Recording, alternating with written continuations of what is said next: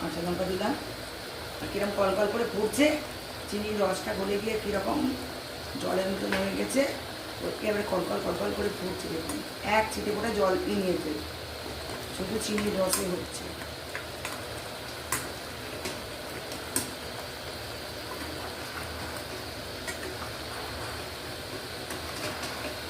এমনি করে চিনির রসে অপূর্ব স্বাদ, অপূর্ব টেস্ট হয়।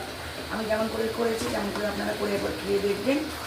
আর হচ্ছে লাইক করবেন, শেয়ার করবেন, কমেন্টে জানিয়ে দেবেন কেমন লেগেছে। আর সবার আগে রেসিপিটি পাওয়ার জন্য একটা বেল আইকনটি বাজিয়ে দেবেন। আর প্রচুর প্রচুর সাবস্ক্রাইব করবেন প্লিজ প্লিজ। আর পাশে থাকুন, দেখতে থাকুন। এত সুন্দর টেস্ট হয়, মানে খাওয়া ছাড়তে পারবেন না, মনে হবে খেয়ে একবার খাওয়া থেমে গেলেই মনে হবে আবার খাই। অপূর্ব স্বাদ, স্বাদে গন্ধে একবার অতুলনীয় এই আমড়ার চাটনি। পুরোটা একবারে খোলা শুকনো, কিচ্ছু ছাড়াবার দরকার নেই, কিচ্ছু না। আর একটু জল দেবেন না, একটুকু তেল দিয়ে দেবেন 1 চামচে। আর 5 ফোড়ন, একটুটা 5 ফোড়ন দিয়ে ভেজে, 5 ফোড়নগুলো মচমচ করে ভেজে তারপরে করবেন। আর গুঁড়ো লঙ্কা যদি দেন সেটাও আপনার যারা খাবেন খাবেন।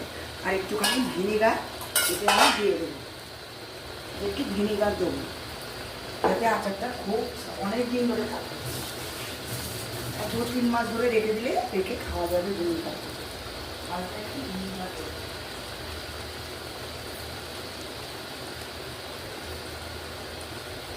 এই যে ভিনিগার বন্ধুরা, আমি একটু হালকা করে ভিনিগার দিয়ে দিচ্ছি। শেষকালে দিলেও হবে আর এখন দিলেও হবে, বেশি দেওয়ার দরকার নেই, অল্প করে দেবো। আর একটুখানি দেবো, আচারটা একবারে খুব সুন্দর থাকবে। আমি 6 মাস 7 মাস ধরে 1 বছর ধরে খেতে পারবো না।